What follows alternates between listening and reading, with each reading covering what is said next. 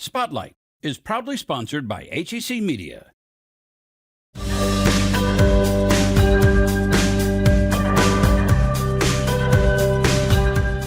Today on Spotlight, what this woman did to become known as the mother of St. Louis.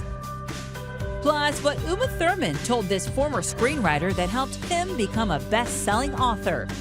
And then why a tool that can help diagnose Alzheimer's disease early is only available at 2 centers in the region. But first, how this piece of art could help you save money on your water bill. It's Sunday and you're watching the multiple Emmy Award-winning Spotlight.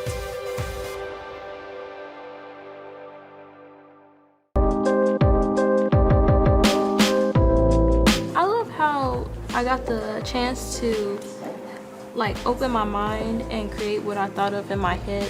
From the creative minds of St. Louis's up-and-coming teen artists to your backyard, these rain barrels are both works of beauty and instruments of environmental change. I was thinking of the Cardinals because of our baseball team, and I just see a lot of Cardinals in St. Louis, so that's what I put on my barrel. And then I just love the greenery and trees and everything. The Rain Barrel Project stems from a partnership between St. Louis Artworks and the Metropolitan St. Louis Sewer District. It's a great way to collect that stormwater right off of your home and use it to water your garden, your flowers, and have a beautiful thing collecting that water for you. Homeowners with rain barrels can save about 1,300 gallons of water each year and help reduce stormwater runoff into streets and sewers. The teen artists at St. Louis Artworks learned facts like these during their initial meeting with MSD Project Clear. We start pulling out key things like fresh water, saving the environment, gardens, how they will use the rain barrels. So we start thinking about all those ideas and how we can come up with a good message for the community, but also make them beautiful so people want to purchase them.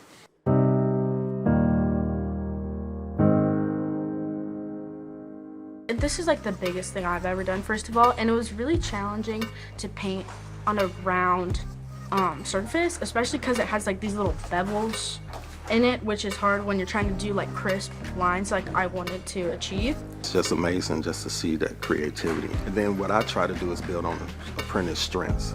Not all of our apprentices are technicians in drawing. Some, like one of our young men, he loves to do graffiti. So we played on his strength. So he came up with a bunch of positive words, positive sayings that helped him come up and formulate his barrel. This has been probably one of my strongest groups. MSD Project Clear promotes rainscaping through its living classroom outside its Market Street entrance with plants and demonstration features. This container was painted by students from St. Louis Artworks. You're not only protecting the environment, but you're also supporting a good cause. So giving back to the community in multiple ways. We work with young people aged 14 to 19 and hire 180 to 200 youth annually. The rain barrels help to fund the projects that we do with the youth. We hire them as apprentices. We are an art education job training program, and we also offer life skill training as well as art therapy to the youth. It's just the whole component of it was just to build up these young people, to build their confidence. So I'm pretty proud of myself how it came out. I think that was really nice to see how it turned out because I wanted it to look very clean and kind of flat, which I think I did a pretty good job. St. Louis Artworks holds a spring sale on the rain barrels, which cost around $200. The group also offers custom designs. It serves a purpose. It is not only beautiful in your yard, but it also feeds the environment. For more St. Louis stories, subscribe to the HEC YouTube channel. Connect STL from HEC Media. History Spotlight, brought to you by HEC Media and the Missouri Historical Society. Hello, I'm Dr. Jody Sowell, president of the Missouri Historical Society in St. Louis, and this is History Spotlight. Madame Chateau, born in 1733, was a prominent woman in St. Louis and played an influential role in the city's founding. So influential, in fact, that she became known as the Mother of St. Louis. Museum educator Andy Prim shares her life story. What better way to celebrate Mother's Day than with a look at St. Louis's own founding mother, Marie Chateau? Born into a modest Creole family in New Orleans, Marie went on to become the most powerful and influential woman in colonial St. Louis. Marie-Thérèse Bourgeois was born in New Orleans in 1733. When she was only 15, her parents arranged for her to be married to René Chouteau, an innkeeper, and she had one son with him, René Auguste Chouteau. But soon after, René abandoned the family, leaving Marie to raise baby Auguste on her own. From that point on, Marie began to refer to herself as Veuve Chouteau, or the Widow Chouteau, although René was still very much alive. In 1755, Marie met Pierre Leclaide, a French immigrant who had come to the New World to seek his fortune in the fur trade. Pierre and Marie fell in love and began a highly public affair, which lasted for the next 20 years. Divorce was forbidden by the Catholic Church, so Marie remained officially married to René. She and Pierre had 4 children together, all of whom bore the surname Chouteau. In 1863, Pierre took on the daunting task of establishing a new trading post on the Mississippi River. He traveled upriver to the confluence of the Missouri and Mississippi rivers, taking with him Marie's teenage son, Auguste Chouteau. In early 1864, they established St. Louis, and later that year, Marie traveled upriver herself to join them, bringing her 4 younger children with her. St. Louis then was little more than a frontier outpost, and there were few luxuries to be had. But as St. Louis grew from a frontier village to a bustling city, the family's fortunes grew with it, having greatly prospered from the fur trade. René Chouteau, Marie's erstwhile husband, seems to have reappeared around this time and demanded that Marie rejoin him in New Orleans, a demand which was ignored. René died in 1776, and though Marie was now free to wed Pierre Leclaide, still she chose not to. As a single woman, Marie had more rights under the law than if she had been married. And additionally, Pierre had fallen into considerable debt, and Marie may have wished to avoid assuming his obligations. Nevertheless, the two continued their relationship until Pierre died in 1778, leaving Marie truly a widow for the first time. Yet her family continued to prosper, and Marie wielded considerable influence throughout the rest of her life. She advised her sons in business and ensured that her daughters married well. She had more than a dozen grandchildren, making her not just the matriarch of the city, but matriarch of a very large extended family. Marie remained active in local society and politics until her death in 1814. I hope you'll join me in wishing a very happy Mother's Day to the mother of St. Louis. Next week on History Spotlight, a daredevil pilot takes on a daunting feat. To learn more about the Missouri Historical Society, visit mohistory.org. HEC Media. Recognized, celebrated, honored time and again for excellence in the industry. Find all of the award-winning content at hecmedia.org. I see dead people walking around like regular people. I don't see anything. Are you sure they're there? This is a story about books and best-selling novelist Alex Michaelides. But movies like this one, I think ever since I saw The Sixth Sense, that movie with Bruce Willis, and it just blew my mind. had a big influence on both our talk and his life. Please make them leave. The Sixth Sense? Michaelides credits it with his desire to write books with shocking twists. There's something about reaching the end and then having a moment that makes your mind race back to the beginning and you see the whole thing unravel again.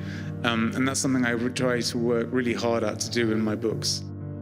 If you're one of the 6.5 million people who purchased his first novel, The Silent Patient, you'll know Alex Michaelides is definitely accomplishing that mission. And here's where movies come in again. The author says part of the reason The Silent Patient was so good was because of this movie. Let's get started. Michaelides was the screenwriter on this film, and while he was on the movie set, he became friends with one of its stars. Yeah, it's Uma Thurman, yeah. Uma ultimately gave him some advice that led him away from writing scripts and toward a hugely successful career writing books. I learned a lot from the stuff she taught me. So I went back to London and I rewrote The Silent Patient using all of her great ideas. In this conversation, Michaelides shares Uma's advice and how he thanked her for it in his most recent novel, The Fury.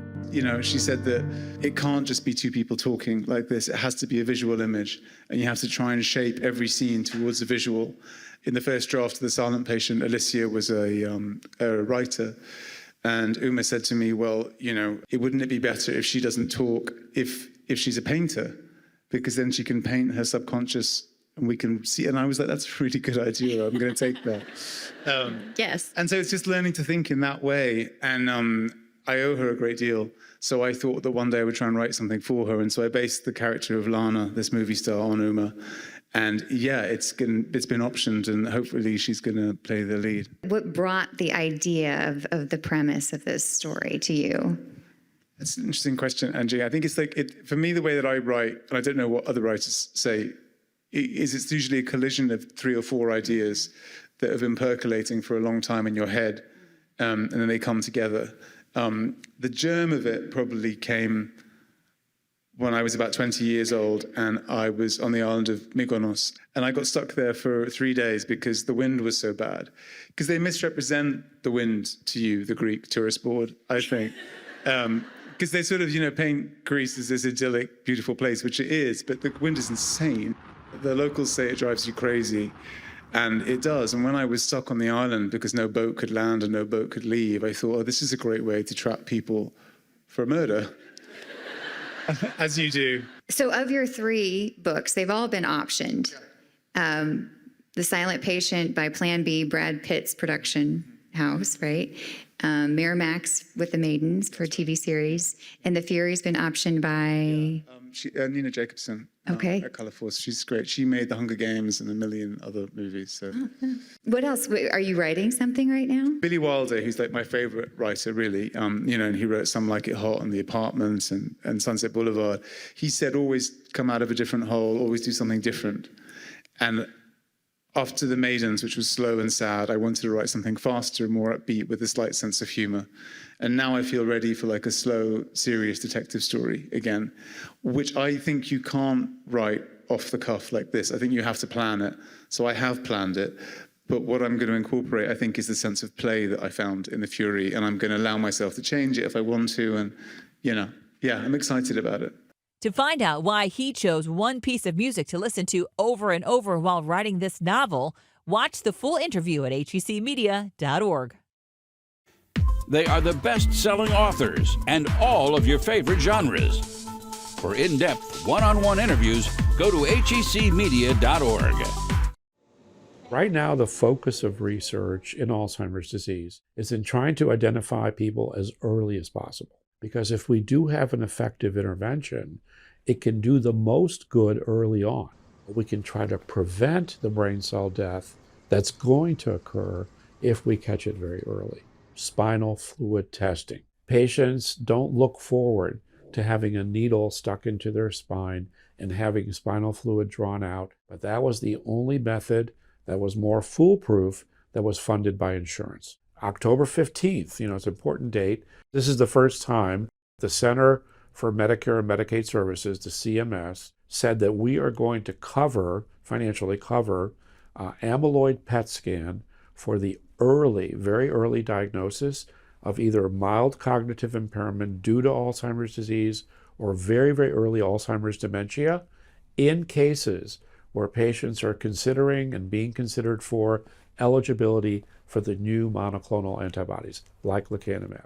The first fully FDA-approved medicine for the disease, recently approved monoclonal antibody focusing on the plaque, this immunotherapy, intravenous treatment for mild or early Alzheimer's disease. It's a great step forward. There are very strict criteria about who can get this medication.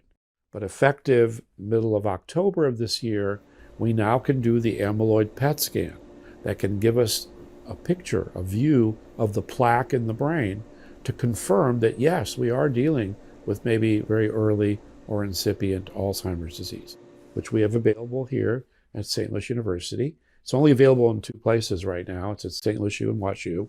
We're not the only ones that have PET scanners. The problem is not the equipment. The problem is, we call it the ligand, is the tracer material that needs to be used with the PET scanner to light up the plaque in the brain. We have a cyclotron, and WashU has one. So the two academic settings have their own cyclotron. The cyclotron manufactures the tracing material that you need to administer IV, intravenously. It's a little minuscule tracer material to be used with a PET scanner to light up the plaques. That has to be manufactured, preferably on site. It has to be transported within an hour to a PET scanner elsewhere, because otherwise it loses its potency. And one of the issues that always comes up is if the availability of these technologies is so limited, mostly to academic research institutions, how are we going to handle all those people?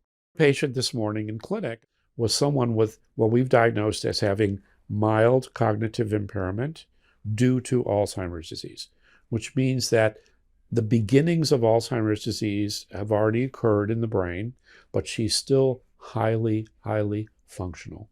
She's driving, she pays her bills, she cooks, she does everything well. But her short-term memory is beginning to slip, and the family's noticed that, and she's noticed that. She's a prime candidate for the recently approved medication for Alzheimer's disease. But before she can get that, we also have to be definitive about whether she has the beginnings of Alzheimer's disease or not. So now I've got her scheduled for a PET scan. There's hope. There's hope. Later on Spotlight, an Emmy Award-winning television producer turned singer-songwriter. My name is Lauren Knight. I am a painter.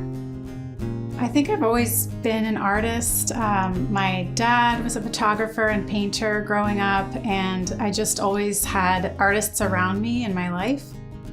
I started as a child doing a lot of drawing, a lot of collages, spending a lot of time in nature and just kind of noticing colors and plant life around me and being really inspired by that.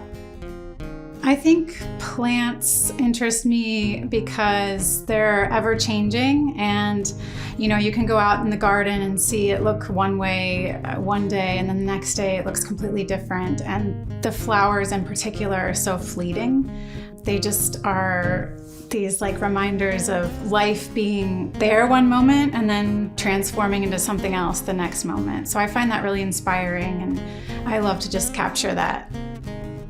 My typical process for choosing a subject is honestly a color story that just comes to me. It might be something I see out in nature, certain colors together, and then that kind of morphs into what I want this thing to be. So if it's a still life, I look for the colors that I think look good together. I create the still life, I take photographs of it, and then I work from the photograph instead of from real life.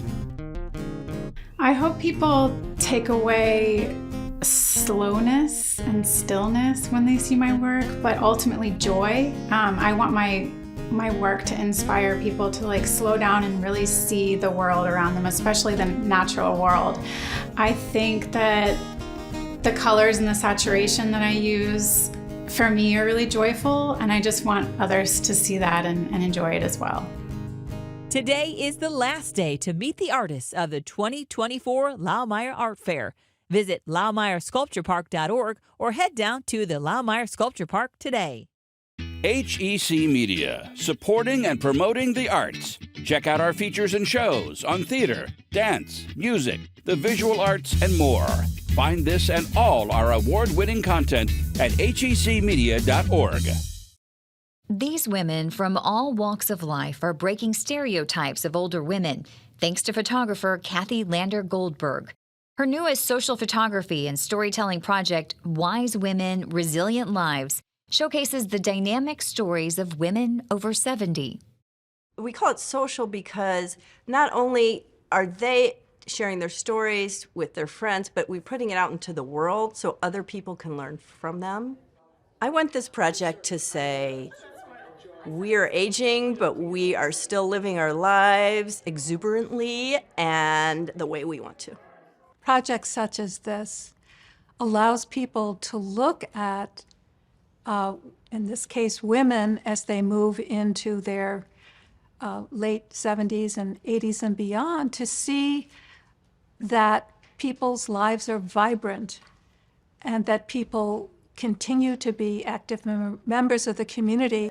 I thought it would be a good way to sum up my life and to meet with other women who were my age, older or younger, and who were also still active, still themselves. It's an unfortunate reality that in our society, older women often experience ageism, a stereotype that this project aims to dispel. As people get older, right, they may experience losses, but how do they keep going? I am obsessed with the topic of healthy aging. I'm now 78, starting from about the age of 65 on. I realized I was happier than I had ever been. That was unexpected.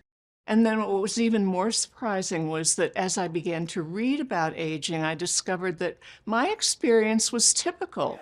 But when I talk to people my age and I say I work with senior citizens, they immediately think of like a nursing home kind of a environment. And there's just so much more to it. I came here with a whole group of friends, and these women dance every Friday. So it's a different time of life. It's not really the end of life. So what does it take to be a wise, resilient woman? So the resilience part comes in never quitting what you actually want to achieve. Now I'm embarking into a new career, which is writing. Growing old gracefully, growing old comfortably, growing old beautifully. Those attributes have always been my desire. I hope to be gaining wisdom as I go along, learning from other people, growing in my understanding, and I'm always exploring. So that's probably in the category of wise. Resilient, because we either pick ourselves up and move ahead, or we're in a place we really don't want to be. Out of a lifetime of stories, these women chose what is most meaningful to them for their photo essays. I wrote about experiencing gratitude in my later years. I have been so grateful that I've lived this long, that I've had the opportunity to, in a way, live a second life beyond retirement. My story is all about getting the message out. In 1975, I was diagnosed manic depressive, which is called bipolar now. But what is wonderful for me and wonderful to be part of this group was to be able to get my story out again and let it go to different people, because with mental illness, one person has to start a conversation.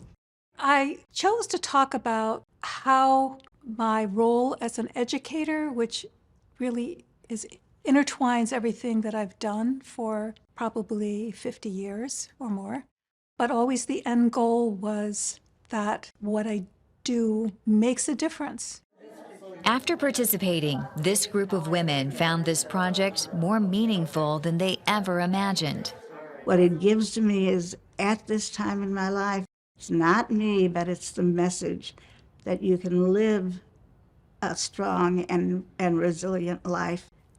It's one of the best experiences I've had in my life. My hope is that this project helps older women feel heard. We're not done yet. It may take us a little longer, but we're not done yet. You're here. HEC has been bringing you positive programming and award-winning content for decades. Arts, education, culture, in-depth discussions, films, and more. All in one place, hecmedia.org. Here we go.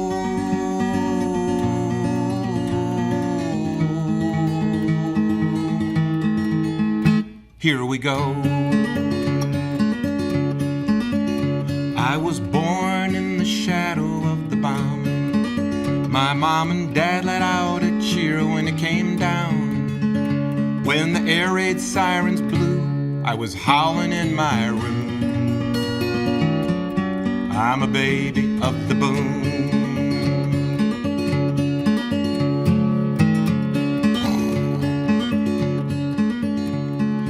played under the fallout shelter signs while the GIs busted through that great suburban line, trading the city and the farm for a ranch house and a front lawn. Duck and cover was our nursery rhyme.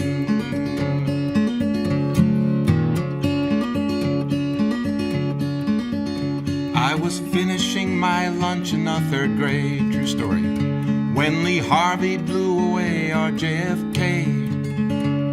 I saw my teacher cry, heard a nation asking why, and we still don't know today. I was born in the shadow of the bomb. My mom and dad let out a cheer when it came down. When the air raid sirens blew, I was howling in my room. I'm a baby of the boom.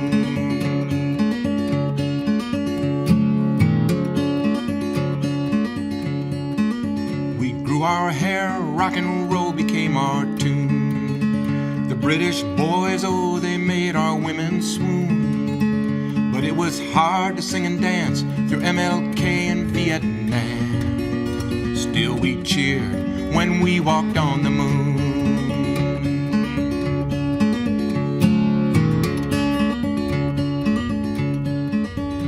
We believed we could make a better way. Give peace a chance is what we used to say. Then Oklahoma, Columbine, 9/11 blow my mind. The more things change, the more they stay the same. All we are saying is, John Lennon, won't you please come back and play? 'Cause I was born in the shadow of the bomb. My mom and dad let out a cheer when it came down. When the air raid sirens blew, I was howling in my room. I'm a baby of the boom.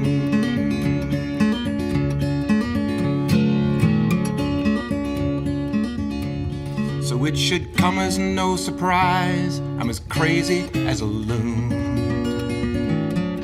I'm a baby of the boom. I'm a baby of the boom.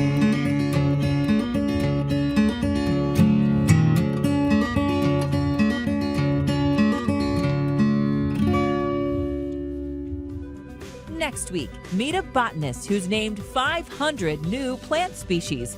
Plus, the story of the Post-Dispatch and why they offered someone money to fly through one of the East Bridge arches. Thanks for watching Spotlight. Join us next Sunday at 9:30 a.m. on KPLR 11.